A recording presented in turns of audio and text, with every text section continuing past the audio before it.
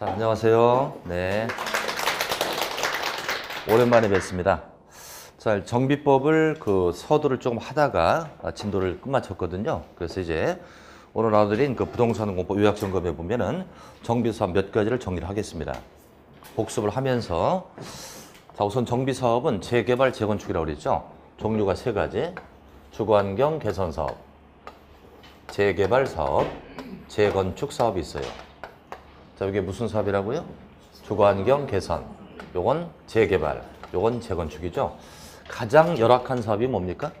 주거환경 개선, 토지와 무관한 게 재건축이죠. 상권에 관련된 게 재개발입니다. 자, 내용부터 정리하면 자, 첫 번째 내용이 나와 있죠. 주거환경 개선은 뭡니까? 극히 열악과 노후 불량. 정비 기반시설은 극히 열악하고요. 노후 불량 건축물이죠. 극히 열악, 노후 불량 이렇게 정리하시고, 이제 재개발은 요거보다 좀 덜하죠. 열악과 노후 불량입니다. 열악, 노후 불량. 특히 재개발은 도시 기능 회복과 상권 활성화가 들어가 있습니다. 도시 기능 회복이나 상권 활성화. 상권에 관련된 것이 바로 재개발이었었죠. 자, 재건축은 정비 기반 시설은 양호했었죠. 양호하고 그리고 노후 불량 이렇게 정리가 됩니다. 그 다음 나오는 게 이제 토지 등 소유자죠. 자, 토지 등 소유자 땡땡 하시고요. 그 옆에 이렇게 적으세요. 조합원의 자격. 조합원의 자격이 되려면 토지 등 소유자에 해당이 돼야 합니다. 자, 그래서 토지 등 소유자를 따질 때는 요 세 가지 중에서 토지와 무관한 게 재건축이죠. 그럼 요 두 가지는 토지와 관련이 있습니다. 그러니까 토지 소유자 되고요. 또는 건축물 소유자 또는 지상권자. 이것이 각각이 다 됩니다. 토지 소유자, 건축물 소유자, 지상권자가 토지용 소유자. 그러나 재건축은 토지와 무관하니까 나대지는 되지 않겠죠. 이것은 건축물 및 부속 토지 소유자. 건축물 및 부속 토지 소유자. 그래서 재건축의 경우에는 나대지랄지 토지와 무관하니까 나대지는 여기에 해당되지 않겠고요. 또 지상권자도 X입니다. 지상권자도 X다. 자, 그 다음 나오는 게 시행 방식이죠.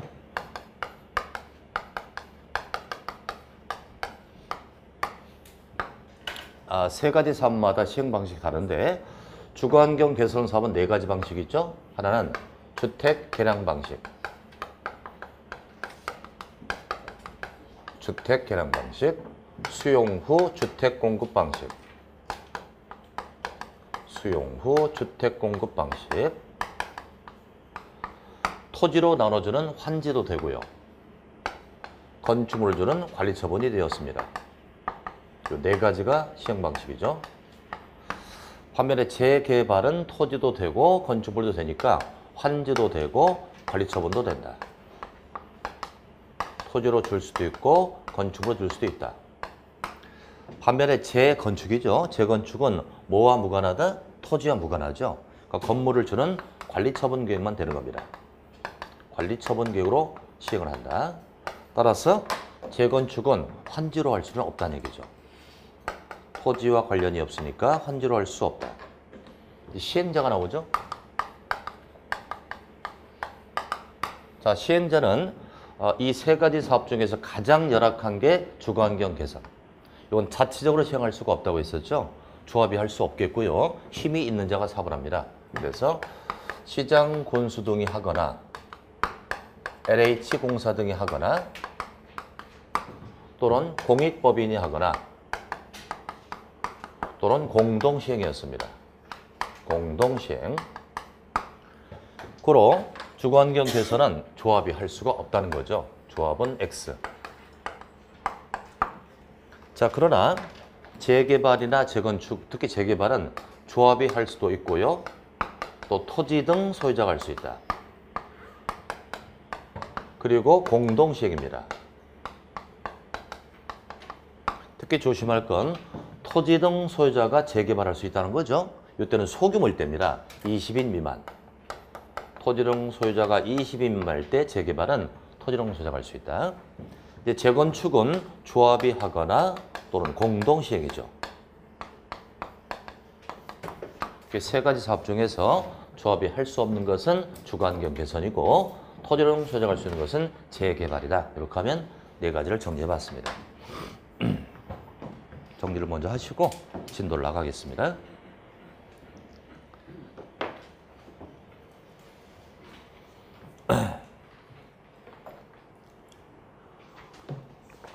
자, 그럼 오늘 진도는 교재 264페이지입니다. 264를 딱 펴놓으시고요. 지지난주 배웠던 것이 조금 연결되는 것 같습니까? 응? 좀 기억이 나시죠? 좋습니다. 자, 264를 보시면요. 맨 밑에 03번이 나올 거예요. 정비사업 조합할 겁니다. 거기다 별표 하나 딱 쳐주세요. 조합은 매년 시험에 나온다고 봐도 과언이 아니죠. 자, 여러분 조합하면 뜻이 뭡니까? 뜻을 같이 한 자가 모였다 이거예요. 합할합자니까. 정비사업을 하자라고 모였으면 이게 바로 정비사업 조합이 되는 겁니다. 목적을 같이 한 자가 모였다 이거예요. 자, 그럼 오늘 나눠드린 유인물 뒷장을 딱 보실까요? 뒷장을 보면은 다 공지죠? 공지가 아니라 하나도 없잖아, 그죠? 이걸 옆으로 이렇게 딱 놓고요. 사비 순서를 이렇게 정리해가면서 내용을 보겠습니다. 자, 이거 지워도 되겠죠, 이제?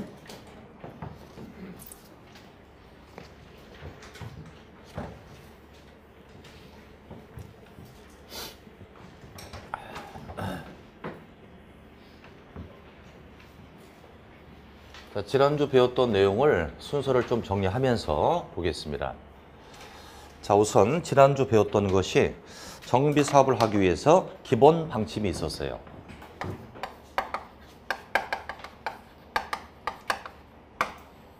이건 정비 사업에 대한 국가 정책 방향이었죠. 기본 방침을 만들었고 이제 기본 계획이 나온다. 이것은 계략적 방향이었습니다. 방침을 세웠고 계략적 방향을 잡았다. 이걸 토대로 해서 정비 계획이 나옵니다.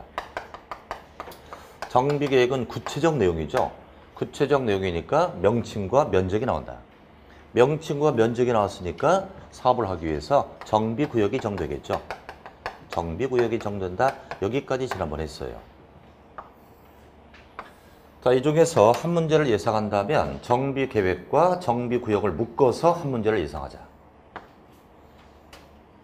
자, 이제 구역이 정됐으니까 시행자가 나오겠죠. 사업 시행자가 나온다. 이 시행자 중에서 조합이 굉장히 중요하죠. 그래서 오늘은 이 조합부터 들어간다 이겁니다. 조합에서도 한 문제를 예상하자. 자, 조합 보겠습니다. 자, 순서를 적어 놓으시고. 자, 이제 264페이지 맨 밑에 보면 정비사업 조합이 나와 있고요. 괄호 1번 제목을 보면 조합 설립 추진위원회라고 나와 있죠. 정비사업 조합은 대단히 준비 업무가 많아요. 그래서 조합을 만들기 전에 추진위원회를 구성한다는 겁니다. 그러나 도시개발 조합 같은 데는 추진위원회가 없었죠. 이 정비사업 조합에만 추진위원회가 있습니다. 자, 이제 오른쪽 가보실까요? 2번 제목이죠. 추진위원회 구성과 승인을 보자. 조합을 설립하는 경우에는 정비구역 정호 시 다음 사항에 대하여 미리 쓴 후 토지령 소유자 과반 수동의다 몇 줄. 토지령 소유자 과반 수동의를 받아서 추진위를 구성하여 시장원수의 승인에 몇 줄. 시장원수의 승인을 받습니다. 이건 아직 조합이 아니기 때문에 인가를 받지는 않고요. 승인받는다고 되어 있죠. 이제 박스 1번 보세요. 위원장을 포함한 5명 이상의 추진위원회 위원이라고 되어 있죠. 추진위원회는 5명으로 구성됩니다. 위원장을 포함하여 5명. 왜 5명이다? 제 손가락 보실래요? 추진위원회 5글자잖아. 그래서 5명 이렇게. 그러니까 추진위원회는 조합이 아니거든요. 준비 업무를 담당하므로 자세히 들어갈 필요가 없어요. 토지령 소유자 과반 수동의를 얻어서 5인 이상의 위원으로 구성을 해서 시장원수의 승인을 받는다. 이렇게만 끌으면 돼요. 자, 이제 3번 제목 볼까요? 추진위원회 기능이 나오죠. 그래서 1번에 업무 범위라고 나오는데 거기다가 준비 업무라고 적자. 얘네들은 준비 업무를 합니다. 그래서 박스 가번 보면 정비사업 전문관리업자를 선정하고 변경한다라고 되어 있어요. 거기 정비사업 전문 관리업자에다 밑줄 딱 치고요. 여기다 위탁 그리고 자문이라고 적었어요. 위탁과 자문. 이 정비사업 전문 관리업자는 조합이 하는 일에 대한 위탁을 해주거나 자문을 해주는 애들입니다. 이 자를 선정할 수 있다. 나번 설계자를 선정 변경할 수 있고 또 계략적 계획서를 작성할 수 있고 라번을 보면 조합의 인가를 받기 위한 준비 업무라고 돼 있죠. 거기다 땡땡하고 동의라고 적자 동의. 우리가 조합을 만들려면 동의를 받아야 되죠. 이 동의를 추진위원회가 받는다 이겁니다. 이와 같이 준비 업무를 하고 있다. 그 정도만 봐주시고요. 자 이제 한 장 넘기시고요. 두 장을 넘깁니다. 추진위원회는 그 정도 하시고요. 이제 괄호 2번에 정비사업 조합을 보겠습니다. 자, 세 가지 사업 중에서 세 가지 사업이 주거환경 개선, 재개발, 재건축 이렇게 쓰겠습니다. 조합이 할 수 없는 게 무슨 사업이라고요? 이건 할 수 없죠? 그래서 저 옆에다가 1주 X라고 딱 써요. 주거환경 개선 사업은 조합이 할 수가 없다는 겁니다. 그럼 결국은 이 두 가지 사업을 가지고 조합을 만들 수 있다는 얘기죠. 재개발과 재건축일 때 조합을 만드는데 어디가 부자 동네라고 했습니까? 재건축이죠. 그러니까 재건축은 얘보다 투기가 엄청나게 커요. 그러니까 얘는 얘보다 조합 요건이 굉장히 까다롭다. 파악을 하시고요. 자, 조합 설립 대상부터 봅니다.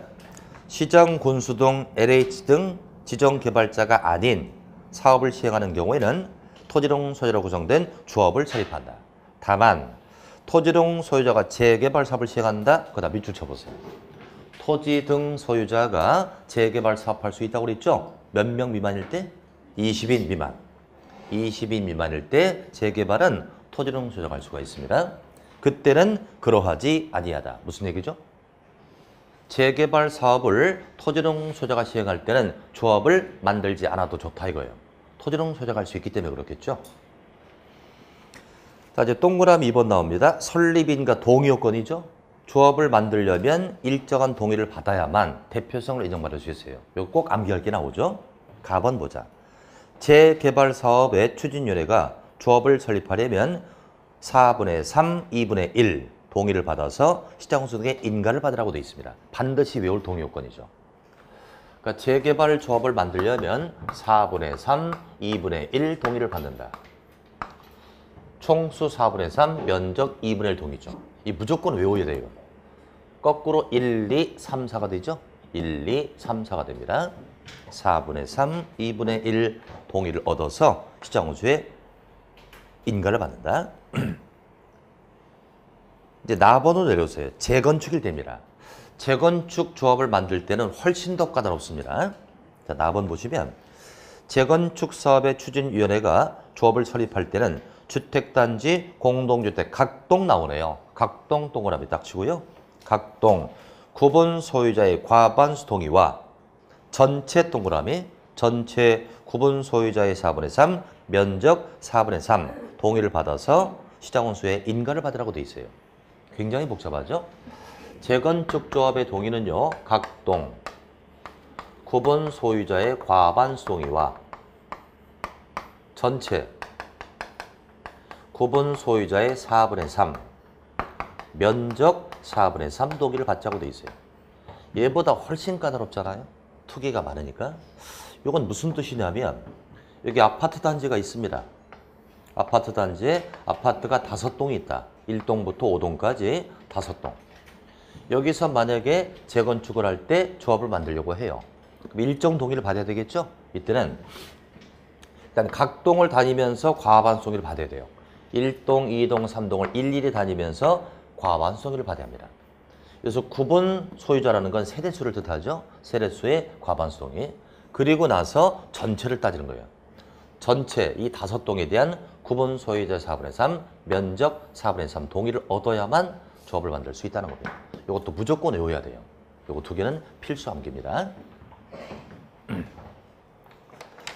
자, 지금 조합이 굉장히 분량이 많거든요. 근데 어차피 문제는 하나밖에 안 나와요. 그러니까 잘 선별을 해야 될 것 같습니다. 자, 한 장 넘겨주시고요. 두 장을 넘기시죠. 272페이지 보겠습니다. 272 맨 밑에 보면 2번 제목을 보세요. 조합 성격 등이 나옵니다. 자, 첫 번째, 조합은 법인으로 합니다. 그럼 법인은 등기를 요하나요? 법인은 등기를 요하잖아, 그죠? 법인은 등기가 있어야 돼요. 그래서 2번 보면 조합은 인가받은 날로부터 30일에 주된 사무소에 등기함으로써 성립한다. 중요한 지문이 나오죠. 등기함으로써 성립합니다. 조합의 성립 시기는 언제라고요? 등기했을 때. 등기했을 때 진짜 조합이 될 수 있다는 얘기입니다. 세 번째, 조합은 명칭에 정비사업 조합이라는 문자를 꼭 쓰도록 돼 있죠. 그러다 유사명칭 금지라고 적으세요. 유사명칭 금지 조항이죠. 대개 재개발, 재건축은 고수익이 창출됩니다. 그러니까 유사명칭을 써가지고 사기행각을 많이 쳐요. 이걸 막기 위해서 반드시 정비사업 조합이라는 문자를 쓰도록 돼 있다는 겁니다. 자, 이제 오른쪽 4번 봅니다. 조합에 관하여 이 법 규정을 제외하고는 민법 중 사단법인 규정을 규정한다. 왜 조합을 사단법인으로 본다? 조합은 사람의 단체잖아요. 그래서 사단법입니다. 사람의 단체, 사단법인. 자, 이제 3번 봅니다. 정관이 나와 있죠? 정관에다 땡땡 하고요. 조합의 약속이라고 적으세요. 정관은 조합의 약속을 말합니다. 조합의 약속을 정관이라고 한다. 조합을 만들게 되면 자기들끼리 약속을 정하는 거예요. 정관에 무슨 내용이 들어가나 궁금하다, 안 궁금하다? 에? 궁금하시면 밑에 도표 있잖아요. 그거 보시면 돼요. 몇 개 나온다? 18개. 6 나오죠? 이런 게 시험에 출제되는 건 아니에요. 과연 정관에 어떤 게 들어갈까 궁금하면 보시라는 거예요. 따로 외우고 그럴 필요는 없습니다. 자, 넘기시고요. 이제 4번에 조합의 구성을 보겠습니다. 일단 조합원의 자격을 보자고요. 아까 우리가 토지 등 소유자를 정리했었죠. 토지 등 소유자가 곧 조합원의 자격이라고 했잖아요. 그죠? 자, 조합원의 자격. 정비사업의 조합원은 누구다? 토지 등 소유자입니다. 근데 괄호 속을 보면 재건축 사업의 경우에는 그 사업에 동의한 자를 말한다. 그러니까 이렇군요. 재개발 경우에 조합원은 토지 등 소유자입니다. 아까 했던 거. 그 다음에 재건축은 토지 등 소유자로서 사업에 동의까지 해야 돼요. 그럼 여러분들 아까 재개발 사업에 토지 등 소유자가 누구였습니까? 토지 소유자 또는 건축물 소유자 또는 지상권자.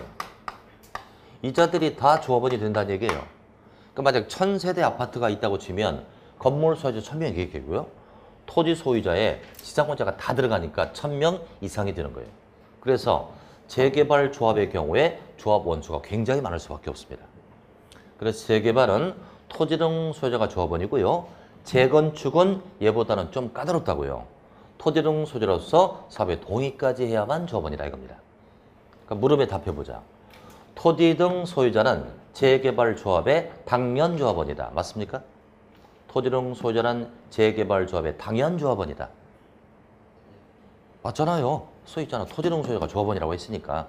근데 토지 등 소유자는 재건축 조합의 당연 조합원 그럼 틀리잖아요. 동의까지 해야 조합원이 될 수 있다는 겁니다. 자, 이제 맨 밑으로 쭉 내려오세요. 오른쪽 페이지 맨 밑에. 오른쪽 페이지요. 맨 밑에. 조합의 임원이라는 제목이 나와 있어요. 자, 조합은 다음에 임원을 둔다. 그래서 한 장을 딱 넘겨보면 박스에 조합장 1인의 이사와 감사로 구성됩니다. 조합장 1인의 이사와 감사. 근데 박스 위를 보니까요. 조합 임원의 임기를 제시하고 있죠. 조합 임원의 임기는 3년 이하고요. 연임할 수 있다고 합니다. 잘 찾고 있습니까, 지금? 눈빛이 딴 데로 가 있어서 영 불안해 죽겠어요. 다시 맨 위에 두째 줄에 나오잖아, 그죠?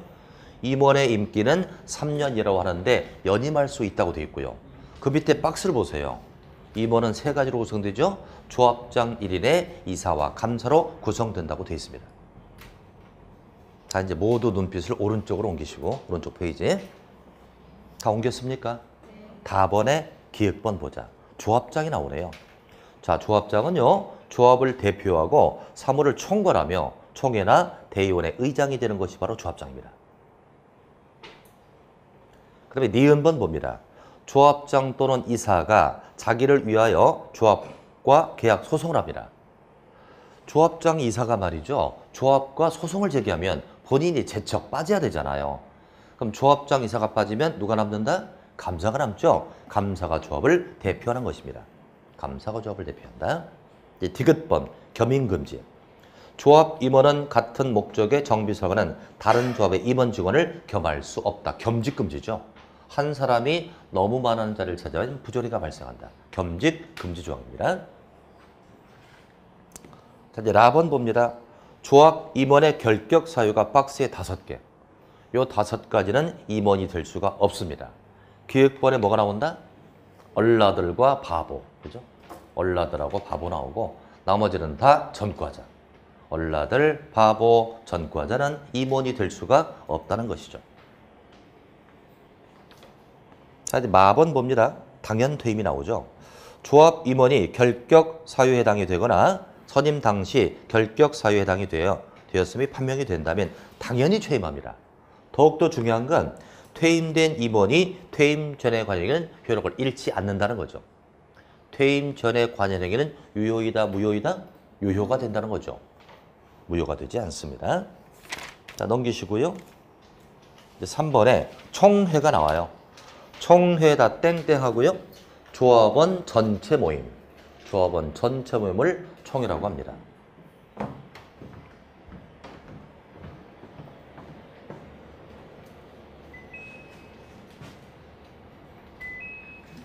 조합원 전체 모임을 총회라고 하는데 그러니까 총회를 개최하면 인원이 많다, 작다? 많다고 했었죠? 토지 등 소유자가 조합원이다 보니까 아주 많을 수밖에 없습니다. 주로 총회는요. 중요한 안건을 결정할 때 총회를 개최하겠죠. 그럼 총회는 의무일까요? 의무일까요? 총회를 들 수도 있나요? 반드시 두나요? 응? 들 수 있다고요? 총회 없는 조합은 생각할 수가 없잖아요. 군인이 없는 군대와 똑같은 거 아니에요. 그래서 거기 밑에 기획본 보면 필수기관이라고 돼 있죠? 반드시 총회는 있어야 합니다. 근데 실제로 총회를 개최할 때 수많은 인원이 모일 수가 있어요. 그래서 과거에 마포 재개발 조합에 총회를 개최하는데 4,500명이었대요. 뭐 그러다 보니까 장소가 없잖아요. 올림픽 경기장 빌려서 했다는 얘기 있어요. 총회는 개최하기가 상당히 어렵습니다. 그래서 그 권한을 대행하기 위해서 오른쪽 페이지에 밑으로 내려가면 4번에 대의원회가 나오죠. 대의원회에다 땡땡하고요. 총회 권한 대행이라고 적자. 총회 권한을 대행하는 대의원이 필요한 겁니다. 자, 가번 보시면 조합원 수가 100명 이상인 조합은 대의원을 두어야 한답니다. 100명 이상 밑줄 치고요. 두어야 한다. 이라 밑줄. 대부분 이 조합은 100명 이상이 돼요. 그러니까 반드시 대의원을 두는 겁니다. 의무적 구성이라고 돼 있죠. 총회를 개최하면 인원이 너무 많기 때문에 100명 이상이라면 반드시 두어야 한다. 이걸 맨날 시험 이렇게 내요. 100인 이상일 때 둘 수 있다 이렇게 냅니다. 틀리는 거예요. 두어야 한다. 의무적 구성입니다. 자, 한 장 넘기시고요. 이제 답안을 보겠습니다. 대의원의 구성을 보자. 대의원은 조합원 중에서 선출하며 대의원의 의장은 당연 조합장이 되겠죠. 이제 라번 대의원 수를 보자. 대의원회는 조합원 10분의 1 이상으로 구성합니다. 만약에 조합원이 500명이라면 대의원은 몇 명이다? 50명 이상이죠. 다만 조합원의 10분의 1이 100명을 넘을 때가 허다하겠죠. 그때는 10분의 1 범위 내에서 100명 이상으로 구성한다. 예를 들어서 조합원이 3,000명이에요. 그럼 10분의 1이 몇 명이죠? 300명이죠. 100명을 넘잖아요. 그때는 어떡하라? 10분의 1 이내니까 300명 이내에서 100인 이상으로 하라는 얘기예요. 100명에서 300명 사이로 구성하라. 이런 얘기가 되겠습니다. 100인을 넘을 때. 자, 이제 마번 봅니다. 조합장이 아닌 조합에 임원하면 이사와 감사겠죠. 조합장이 아닌 임원하면 이사와 감사. 그자는 대의원이 될 수가 없다고 합니다. 너무 임원준으로 대의원을 구성하지 말라는 얘기죠. 그러니까 물음들이죠. 조합의 임원은 대의원이 될 수 없다. 맞습니까? 조합의 임원은 대의원이 될 수 없다. 맞아요? 틀려요? 틀리죠. 그 중에 누구는 됩니까? 조합장은 될 수가 있는 거죠. 이사와 감사가 안 되는 겁니다. 자, 그 정도 봐주시고요. 이렇게 되면 조합은 이 정도로 합니다. 조합이 원체 내용이 많다 보니까 기본적 내용을 했고요. 3월 달에 여기다 좀 더 추가해서 내용을 정리하겠습니다. 자, 한 장 넘기시고요. 두 장을 넘겨주시죠. 284페이지 봅니다. 자, 284 제3절에 사업 시행 계획이 나오죠. 자, 여기다 정리합니다. 이제 시행자가 결정됐으니까 시행자가 제일 먼저 할 게 사업의 구체적 계획을 잡아요. 여기 바로 사업 시행 계획입니다. 그러니까 사업 시행 계획 하면은 시행자가 작성하는 사업의 구체적 계획.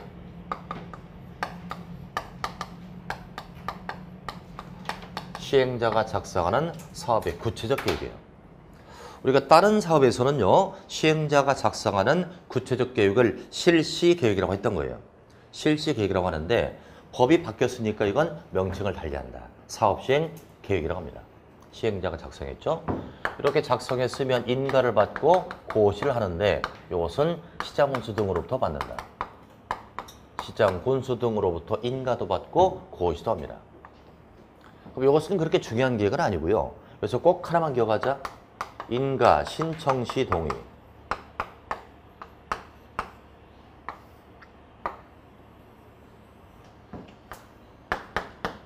자, 무슨 얘기냐면 이 정비 사업은 대단히 이해관계가 첨예하다고 그랬죠. 이해관계가 첨예하니까 매 절차마다 동의가 있어요. 그러니까 시행자가 사업 시행 계획을 작성했잖아요. 시장님 인가해줘요 라고 할 때 시장이 그냥 인가 안 해줍니다. 동의를 받고 와야만 인가해주죠. 복잡함을 풀고 와라 이거죠. 그래서 시행자가 만약에 조합입니다. 그때는 총회를 개최하여 의결을 하고 와야만 인가해준다. 그 다음에 시행자가 토지 등 소유자입니다. 시행자가 토지 등 소유자라면 무슨 사업을 하겠다는 얘기죠, 이거? 재개발하겠다는 얘기죠. 20이 민마일 때. 이자가 시행자로서 인가 신청할 때 4분의 3, 2분의 1 동의를 바꿔야 합니다. 요 동의는 마치 무슨 동의와 똑같죠? 아까 재개발 조합의 동의랑 똑같죠. 그럼 잘 봐요. 토지 등 소유자가 사업을 한다면 이건 재개발 사업이잖아요. 그러니 재개발 조합 동의와 똑같다는 겁니다. 지정개발자. 지정개발자가 사업 시행자예요. 이자가 계획서를 작성했어요. 인가 신청할 때 동의 받고 와야 돼요. 과반수의 2분의 1. 총수 과반수 면적 2분의 1 동의를 받고 와야만 인가해준다. 이런 얘기입니다. 여기서 여러분들 과반수와 2분의 1은 같아요? 달라요? 다르겠죠? 만약에 100명의 2분의 1이면 50명이고 100명의 과반수면 반을 넘은 거니까 51명이라는 얘기죠. 전혀 다릅니다. 요것만 기억을 해주시면 됩니다. 자, 284페이지 1번 제목이죠. 사업시행계획서 작성입니다. 누가 작성한다? 시행자. 시행자가 작성하죠. 좀 어디를 보는 거예요? 왼쪽 페이지인데. 맨 위에. 제 눈에 다 보여요, 여기요. 잘 찾으셨죠? 사업시행계획서는 누가 작성한다? 시행자. 그럼 박스에 말이죠. 이 계획에 포함되는 내용이 잔뜩 나와 있죠? 이건 하지 말자 이거예요. X 바꿔버리세요. 이런 것까지 공부할 필요 없습니다. 이제 02번의 제목을 보자. 조합원 등의 동의라고 돼 있나요? 이 제목이 크게 잘못됐죠? 제목을 이렇게 바꿔주세요. 인가 신청 시 동의로 바꿔주세요. 인가 신청 시 동의 이렇게 제목을 바꿔줍니다.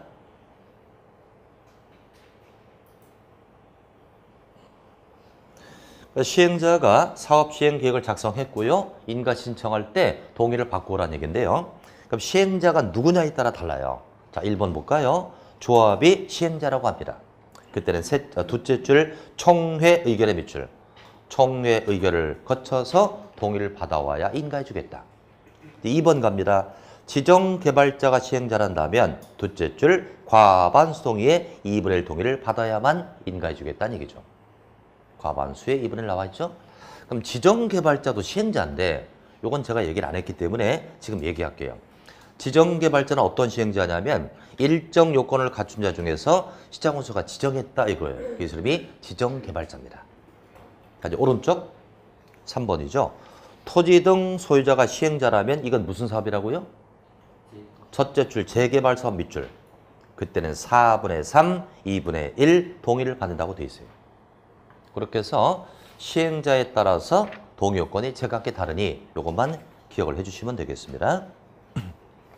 이렇게 해서 인가 받아야 되겠죠? 03번에 사업 시행 계획 인가는 누구한테 받는다? 셋째 줄 시장운수 등 밑줄. 시장운수 등으로부터 인가를 받는 겁니다. 자, 이제 넘기시고요. 또 한 장 넘깁니다. 사업 시행 계획은 그 정도만 해주시면 돼요. 이제 289페이지로 갑니다. 제 4절 제목이 뭔가요? 정비사업 시행을 위한 조치라고 되어 있죠? 거기다 별표 하나 딱 세요.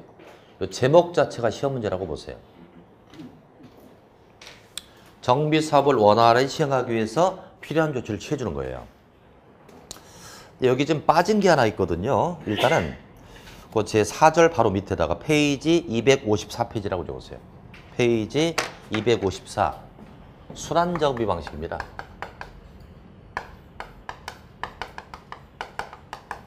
그래서 빨간 펜으로 여기다 1번이라고 딱 달았어요. 1번. 이게 첫 번째 조치가 되겠고요. 이제 번호를 좀 맞춰놓고 가겠습니다. 그 다음에 한 장을 넘기시고요. 오른쪽 291페이지. 02번에 임시거주설과 임시상가라 빨간 펜줄 딱 치고 두 개 들어가 있잖아요. 2번, 3번이라고 쓰세요.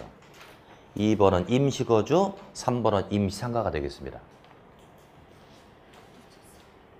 놓쳤어? 여기다가 2번, 여기다 3번.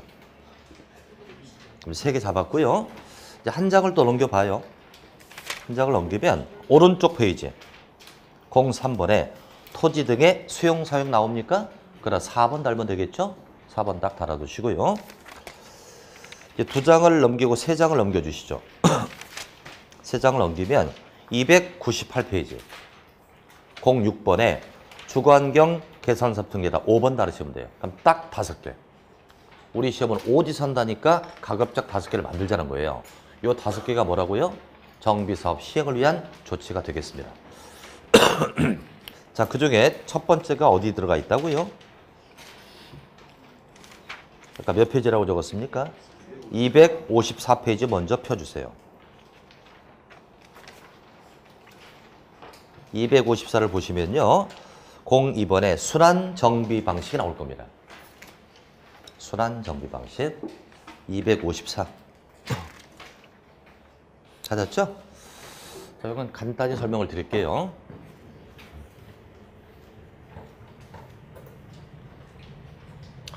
이제 순환정비 방식은 바로 이겁니다.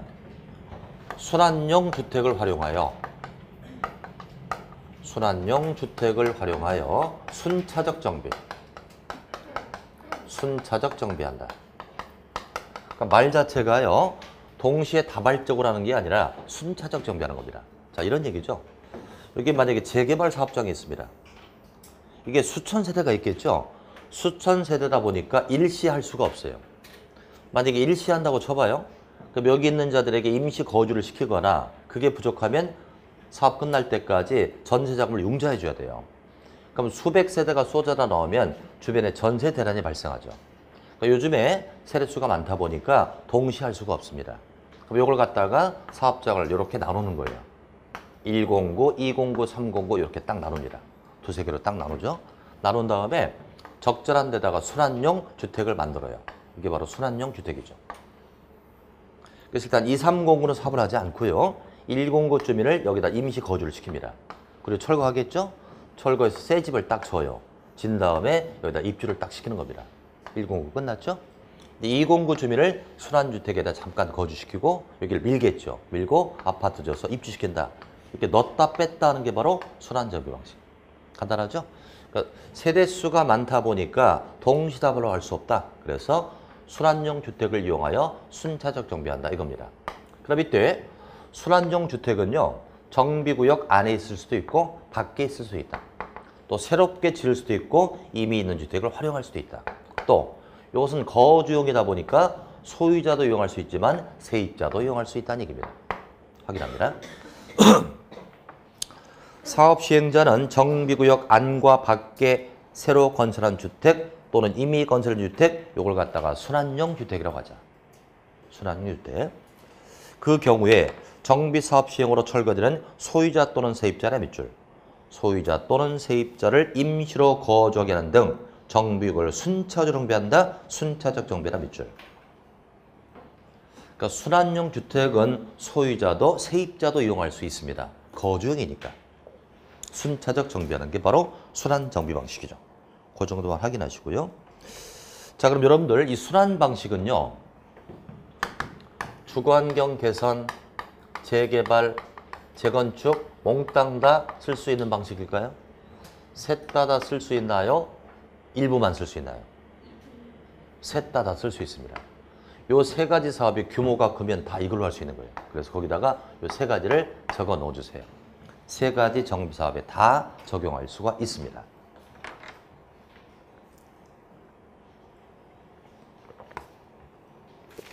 자, 이제 다시 돌아옵니다. 다시 이제 페이지 289로 와줍니다. 289. 책을 이리 갔다 저리 갔다 하니까 다 손손이 갈 수 있는데요. 나중에 요약집이 나오면 정확하게 선별이 될 겁니다. 264. 289군요. 289. 미안합니다. 289페이지 4절에서 일단 하나 끝낸 거죠. 순환 방식 맞췄습니다. 그럼 이제 아까 2번이라고 했던 거 그냥 넘겨볼까요? 291페이지입니다. 맨 밑에 임시 거주시설이 있고요. 임시 상가가 나와 있죠. 그럼 여러분들 임시 거주라는 게 뭐죠? 사업을 하다 보면 철거할 거 아니에요. 철거민을 잠시 거주시키자 이겁니다. 그럼 못 사는 동네에 설치할까요? 부자 동네에 설치할까요? 못 사는 동네죠? 그럼 제일로 못 사는 게 무슨 사업이다? 주거환경 개선. 그 다음 못 사는 게 재개발. 요 두 가지일 때 임시거주가 필요한 것입니다. 자, 그래서 괄호 1번. 사업 시행자는 자 사업 두 가지 밑줄, 주거환경 개선 사업과 재개발 사업의 밑줄 딱 세요. 그 사업 시행으로 철거되는 소유자, 세입자 밑줄. 임시거주도 거주이니까 소유자뿐 아니라 세입자도 이용할 수 있다. 세입자에게 해당 정비구역의 안과 밖에 위치한 임대주택시설에 임시로 거주하게 하거나 주택자금의 이용자를 알선하는 등 임시거주에 상응하는 조를 취해주라는 얘기죠. 우리는 여기서 두 가지를 체크하자. 임시거주를 요하는 사업은 무슨 사업이다? 주거환경 개선과 재개발이다. 이건 소유자뿐 아니라 세입자도 이용할 수 있다. 이제 2번이죠. 사업 시행자는 임시거주시설의 설치를 위해서 필요할 때 국가, 지자체, 공공단체나 개인의 시설과 토지를 일시 사용할 수 있다고 합니다. 즉 이런 얘기죠. 임시거주시설을 위해 다음의 걸 일시 사용할 수 있다. 사업 끝날 때까지 잠깐 쓸 수가 있어요. 임시거주를 위해서 국가나 지자체의 토지나 건물을 쓸 수 있고요. 공공단체나 개인의 토지를 쓸 수가 있다는 얘기죠. 이때 국가나 지자체 건 무상으로 쓰겠죠. 공짜로 씁니다. 이걸 위해서. 공짜로 쓰니까 문제가 있어도 보상해주지 않는다. 그러나 공공단체나 개인의 건 유상이라는 얘기죠. 유상이니까 쓰다가 문제 있으면 보상해 준다는 거죠. 둘씩 끄는 겁니다.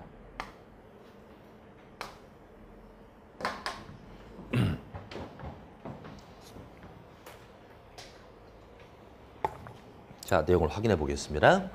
그래서 임시거주시설을 위해서 국가, 지자체, 공공단체나 개인의 시설과 토지를 일시 사용할 수 있다고 되어 있습니다. 그 밑에 2번 봅니다. 국가 또는 지자체 밑줄 딱 치고요. 국가나 지자체는 시행자로부터 임시거주에 필요한 건축물 토지의 사용신청을 받았다면 다음의 사유가 없으면 거절하지 못한다. 이 경우에 사용료 대비는 면제한다. 면제라 밑줄.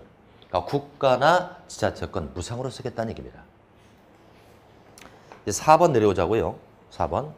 시행자는 공공단체나 개인의 밑줄, 공공단체나 개인의 시설과 토지를 일시 사용함으로써 손실을 입은 자가 있다면 손실을 보상한다. 보상해라 밑줄.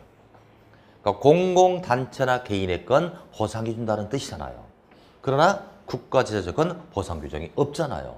무상이니까. 그렇게 둘씩 끊어주는 겁니다.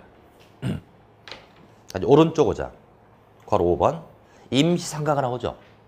임시상가라는 건 상가를 철거하게 되면 상가 세입자는 영업 손실이 발생하죠. 그걸 물어주는 게 임시상가입니다.